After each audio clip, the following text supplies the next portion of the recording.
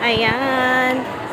Orientation natin ngayon. So, for school year 2024-2025. Ayan guys. So, pasukan na naman. Kaya, nag-attend ng meetings ng ating estudyante.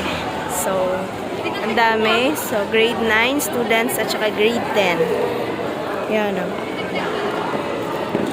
So, pilahan na para malaman yung section ng ating estudyante. So, back to school ng sister natin. Shoutout sa mga estudyante dyan. Ang dami.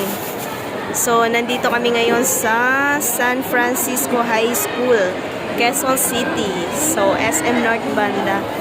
So, ang CC natin is grade 9 student. So, ayan, pila-pila na siya para makita niya yung classroom or section, kung anong section niya at kung sino yung teachers niya for the school year 2024 and 2025. Yun. So, transfer siya from Masbate. So, dito na siya nag-aaral ngayon sa Manila, sa Quezon City. So, shoutout guys sa mga estudyante natin na papasok na rin ng school. So, daming bilihin ngayon. So, butas na yung bulsa. Kakabili ng uniforms and mga school supplies. Ayan, ang dami. So, after na makuha yung section, pupunta kami mamaya sa Pagcor Room School. Ayun. So, shoutout sa mga taga Quezon City. So, butas na ang bulsa ba?